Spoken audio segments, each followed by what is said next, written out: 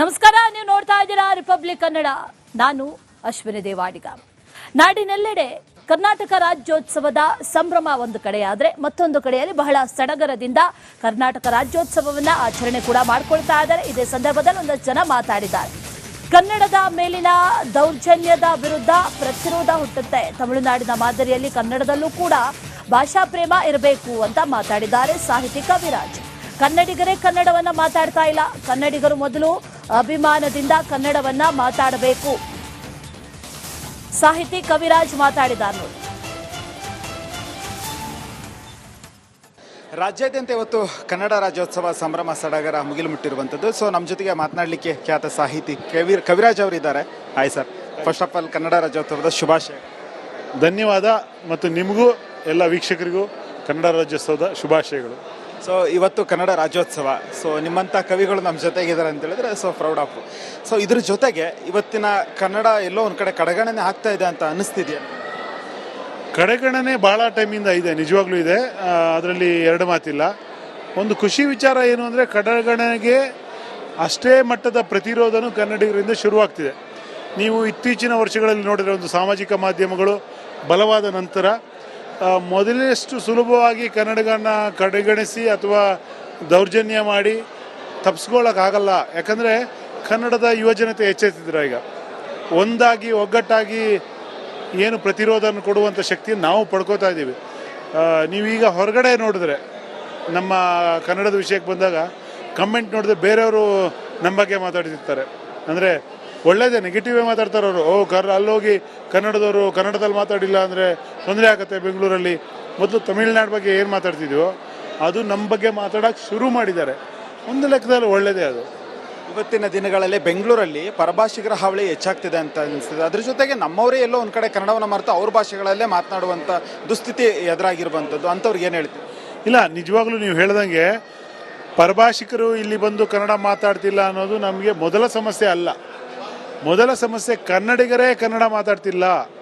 ನಾವು ಭಾಳ ಸುಲಭವಾಗಿ ಬೇರೆಯವರ ಭಾಷೆಗೆ ವರ್ಗಾವಣೆ ಆಗ್ಬಿಡ್ತೀವಿ. ಮಾತಾಡುವಾಗ ತಮಿಳವ್ರು ಸಿಕ್ಕರೆ ತಮಿಳ್ ಹತ್ರ ಮಾತಾಡ್ತೀವಿ, ಹಿಂದಿಯವ್ರು ಸಿಕ್ಕರೆ ಹಿಂದಿಯಲ್ಲಿ ಮಾತಾಡ್ತೀವಿ, ಇಂಗ್ಲೀಷ್ ಬರೋರು ಸಿಕ್ಕರಂತೂ ಇನ್ನೂ ಖುಷಿ ನಮಗೆ. ಸೊ ನಮ್ಮ ಭಾಷೆಯಲ್ಲಿ ನಾವು ಅಭಿಮಾನದಿಂದ ಹೆಮ್ಮೆಯಿಂದ ಮಾತಾಡೋ ಥರ ವಾತಾವರಣ ನಿರ್ಮಾಣ ಆಗಬೇಕಾಗಿದೆ. ಅದಾದಾಗ ಮಾತ್ರ ನಿಜವಾದ ಕನ್ನಡ ಬೆಳವಣಿಗೆ ಆಗಲಿಕ್ಕಿದೆ.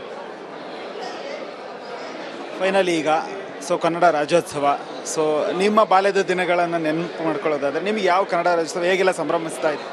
ನಿಜವಾಗ್ಲೂ ಹೇಳಬೇಕಂದ್ರೆ ಮುಗ್ಧವಾದ ದಿನಗಳವು ಬಾಲ್ಯದ ದಿನಗಳು. ಆ ದಿನಗಳಲ್ಲಿ ನಾವೇನು ತಿಳ್ಕೊಂಡಿದ್ವಿ ಅಂದರೆ ನಮ್ಮ ಊರು ತೀರ್ಥಹಳ್ಳಿ ಹತ್ರ ಯಡೂರು ಅಂತ, ಇಡೀ ಪ್ರಪಂಚನೇ ಕನ್ನಡ ಮಾತಾಡುತ್ತೆ ಅಂತ ತಿಳ್ಕೊಂಡಿದ್ವಿ. ನಮ್ಗೆ ಗೊತ್ತೇ ಇರಲಿಲ್ಲ ಪ್ರಪಂಚದಲ್ಲಿ ಕನ್ನಡದ ಬಿಟ್ಟರೆ ಬೇರೆ ಭಾಷೆ ಇದೆ ಅಂತ ನಮ್ಗೆ ಗೊತ್ತಾಗಿರಲಿಲ್ಲ. ನಾವು ಬೆಂಗಳೂರಿಗೆ ಬಂದ ಮೇಲೆ ಕರ್ನಾಟಕದಲ್ಲೂ ಕೂಡ ಕನ್ನಡ ಎಲ್ಲ ಮಾತಾಡಲ್ಲ ಅಂತ ಗೊತ್ತಾಗಿದ್ದು. ಆ ದಿನಗಳು ಭಾಳ ಸುಂದರ. ಕನ್ನಡ ಬಿಟ್ಟು ಏನೂ ಗೊತ್ತಿರಲಿಲ್ಲ. ನಮ್ಮ ಬಾಲ್ಯದ ಎಲ್ಲ ಜ್ಞಾನಗಳು ಕನ್ನಡದ ಮೂಲಕನೇ ಬಂದಿದ್ದು. ನಾವು ಓದಿದ ಪುಸ್ತಕಗಳು, ಕೇಳಿದ ಹಾಡುಗಳು ಎಲ್ಲವೂ ಕನ್ನಡ. ಚಂದಮಾಮ, ತರಂಗ, ಸುಧಾ, ಈ ಥರದ ಪತ್ರಿಕೆಗಳು, ಬಾಲವನ, ಆ ಥರದ್ದೆಲ್ಲ, ಬಾಲಮಂಗಳ. ಸೊ ಕನ್ನಡವೇ ನಮ್ಮೆಲ್ಲದಕ್ಕೂ ಅವಾಗ ಎಲ್ಲ ಕನ್ನಡ ಆಗಿತ್ತು. ನಮ್ಮ ಪ್ರಪಂಚ ಹಂಗೆ ಇದ್ದಿದ್ದು ಎಷ್ಟು ಚೆನ್ನಾಗಿತ್ತು ಅಂತ ಇವತ್ತಿಗೂ ಅನ್ಸುತ್ತೆ. ಆ್ಯಕ್ಚುಲಿ ಕೊನೆಯದಾಗಿ ರಿಪಬ್ಲಿಕ್ ಕನ್ನಡದ ಮೂಲಕ ಇಡೀ ಕನ್ನಡಿಗರೇ ಕರ್ನಾಟಕ ಏನು ಹೇಳಕ್ಕೆ ಇಷ್ಟಪಡ್ತೀವಿ? ಯಾಕಂದರೆ ಇವತ್ತು ಕನ್ನಡ ರಾಜ್ಯೋತ್ಸವ. ಕನ್ನಡಿಗರಿಗೆ ಏನು ಹೇಳೋಕ್ಕೆ ಇಷ್ಟಪಡ್ತಿದ್ದೀನಿ, ಕನ್ನಡ ಅನ್ನೋದು ಬರೀ ಒಂದು ಭಾಷೆ ಅಲ್ಲ, ಅದು ನಮ್ಮ ಗುರುತು, ನಮ್ಮ ಅಸ್ತಿತ್ವ, ಅದು ನಮ್ಮ ಅಸ್ಮಿತೆ. ಅದು ಏನು ನಾವು ಮೇಲಕ್ಕೆ ಅನ್ಕೋಬೋದು ಭಾಷೆಯಿಂದ ಏನಾಗುತ್ತೆ ಅಂತ. ಭಾಷೆಯಿಂದ ಎಲ್ಲ ಆಗುತ್ತೆ. ಭಾಷೆಯಿಂದ ನಾವು ಪಡೆದ ಜ್ಞಾನ, ನಾವು ಪಡೆದ ಪರಿಸರ ಎಲ್ಲ ಭಾಷೆ ಇದೆ. ಭಾಷೆ ನಿರ್ಮಾಣ ಮಾಡಿಕೊಟ್ಟಿದ್ದು. ಹಾಗಾಗಿ ಅದನ್ನು ಸಂರಕ್ಷಿಸುವ ಜವಾಬ್ದಾರಿಯು ನಮ್ಮದೇ. ಹಾಗಾಗಿ ಎಲ್ಲ ಕನ್ನಡಿಗರು ಒಗ್ಗಟ್ಟಾಗಿ ಕನ್ನಡವನ್ನು ಬಳಸೋಣ.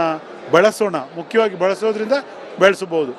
ಎಲ್ಲರೂ ಒಗ್ಗಟ್ಟಾಗಿ ಹೆಮ್ಮೆಯಿಂದ ಕನ್ನಡ ಮಾತಾಡಿಕೊಂಡು ಕನ್ನಡವನ್ನು ಎತ್ತರಕ್ಕೆ ಕೊಂಡೊಯ್ಯೋಣ ಅಂತ ಎಲ್ಲರಲ್ಲೂ ಕೇಳ್ಕೊಳ್ತೇನೆ. ಥ್ಯಾಂಕ್ ಯು ಸರ್, ನಿಮಗೂ ಕೂಡ ಒಳ್ಳೆಯದಾಗಲಿ. ಸೊ ಕನ್ನಡ ಎನ್ನುವಂಥದ್ದು ಒಂದು ಭಾಷೆ ಅಲ್ಲ, ಅದೊಂದು ನಮ್ಮ ಅಸ್ಮಿತೆ ಎನ್ನುವಂಥ ಒಂದು ಅತ್ಯದ್ಭುತವಾದ ಮಾತನ್ನು ಹಾಡಿರುವಂಥದ್ದು ಕವಿರಾಜ್ ಅವರು. ಕ್ಯಾಮ್ರಾ ಪರ್ಸನ್ ಲೋಹಿತ್ ಜೊತೆ ಪ್ರವೀಣ್ ಕುಮಾರ್ ಸಲಂಗಳಿ, ರಿಪಬ್ಲಿಕ್ ಕನ್ನಡ.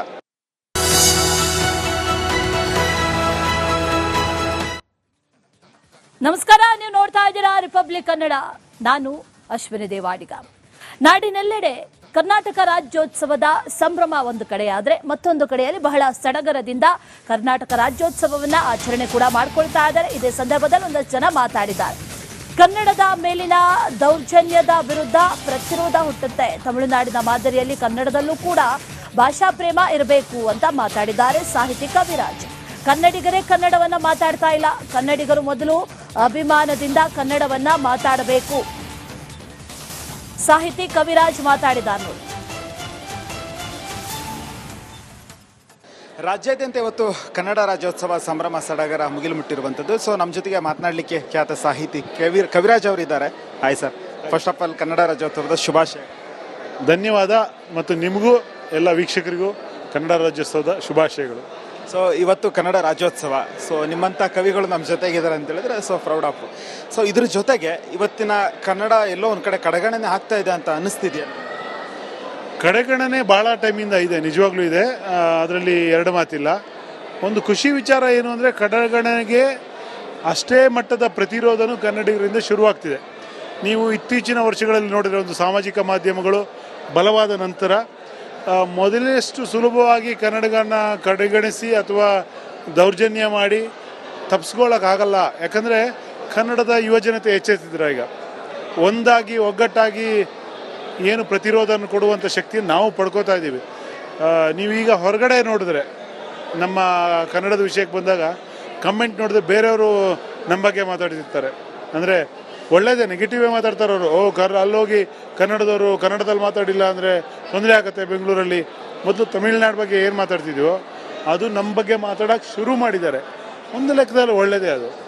ಇವತ್ತಿನ ದಿನಗಳಲ್ಲಿ ಬೆಂಗಳೂರಲ್ಲಿ ಪರಭಾಷಿಗರ ಹಾವಳಿ ಹೆಚ್ಚಾಗ್ತಿದೆ ಅಂತ ಅನಿಸ್ತದೆ. ಅದ್ರ ಜೊತೆಗೆ ನಮ್ಮವರೇ ಎಲ್ಲೋ ಒಂದು ಕಡೆ ಕನ್ನಡವನ್ನು ಮರೆತು ಅವ್ರ ಭಾಷೆಗಳಲ್ಲೇ ಮಾತನಾಡುವಂಥ ದುಸ್ಥಿತಿ ಎದುರಾಗಿರುವಂಥದ್ದು. ಅಂಥವ್ರಿಗೆ ಏನು ಹೇಳ್ತೀವಿ? ಇಲ್ಲ, ನಿಜವಾಗ್ಲೂ ನೀವು ಹೇಳ್ದಂಗೆ ಪರಭಾಷಿಕರು ಇಲ್ಲಿ ಬಂದು ಕನ್ನಡ ಮಾತಾಡ್ತಿಲ್ಲ ಅನ್ನೋದು ನಮಗೆ ಮೊದಲ ಸಮಸ್ಯೆ ಅಲ್ಲ. ಮೊದಲ ಸಮಸ್ಯೆ ಕನ್ನಡಿಗರೇ ಕನ್ನಡ ಮಾತಾಡ್ತಿಲ್ಲ. ನಾವು ಭಾಳ ಸುಲಭವಾಗಿ ಬೇರೆಯವರ ಭಾಷೆಗೆ ವರ್ಗಾವಣೆ ಆಗ್ಬಿಡ್ತೀವಿ. ಮಾತಾಡುವಾಗ ತಮಿಳವ್ರು ಸಿಕ್ಕರೆ ತಮಿಳ್ ಹತ್ರ ಮಾತಾಡ್ತೀವಿ, ಹಿಂದಿಯವ್ರು ಸಿಕ್ಕರೆ ಹಿಂದಿಯಲ್ಲಿ ಮಾತಾಡ್ತೀವಿ, ಇಂಗ್ಲೀಷ್ ಬರೋರು ಸಿಕ್ಕರಂತೂ ಇನ್ನೂ ಖುಷಿ ನಮಗೆ. ಸೊ ನಮ್ಮ ಭಾಷೆಯಲ್ಲಿ ನಾವು ಅಭಿಮಾನದಿಂದ ಹೆಮ್ಮೆಯಿಂದ ಮಾತಾಡೋ ಥರ ವಾತಾವರಣ ನಿರ್ಮಾಣ ಆಗಬೇಕಾಗಿದೆ. ಅದಾದಾಗ ಮಾತ್ರ ನಿಜವಾದ ಕನ್ನಡ ಬೆಳವಣಿಗೆ ಆಗಲಿಕ್ಕಿದೆ. ಫೈನಲಿ ಈಗ ಸೊ ಕನ್ನಡ ರಾಜ್ಯೋತ್ಸವ, ಸೊ ನಿಮ್ಮ ಬಾಲ್ಯದ ದಿನಗಳನ್ನು ನೆನಪು ಮಾಡ್ಕೊಳ್ಳೋದಾದ್ರೆ ನಿಮಗೆ ಯಾವ ಕನ್ನಡ ರಾಜ್ಯೋತ್ಸವ ಹೇಗೆಲ್ಲ ಸಂಭ್ರಮಿಸ್ತಾ ಇದೆ? ನಿಜವಾಗ್ಲೂ ಹೇಳಬೇಕಂದ್ರೆ ಮುಗ್ಧವಾದ ದಿನಗಳು ಅವು, ಬಾಲ್ಯದ ದಿನಗಳು. ಆ ದಿನಗಳಲ್ಲಿ ನಾವೇನು ತಿಳ್ಕೊಂಡಿದ್ವಿ ಅಂದರೆ ನಮ್ಮ ಊರು ತೀರ್ಥಹಳ್ಳಿ ಹತ್ರ ಯಡೂರು ಅಂತ, ಇಡೀ ಪ್ರಪಂಚನೇ ಕನ್ನಡ ಮಾತಾಡುತ್ತೆ ಅಂತ ತಿಳ್ಕೊಂಡಿದ್ವಿ. ನಮ್ಗೆ ಗೊತ್ತೇ ಇರಲಿಲ್ಲ ಪ್ರಪಂಚದಲ್ಲಿ ಕನ್ನಡದ ಬಿಟ್ಟರೆ ಬೇರೆ ಭಾಷೆ ಇದೆ ಅಂತ ನಮ್ಗೆ ಗೊತ್ತಾಗಿರಲಿಲ್ಲ.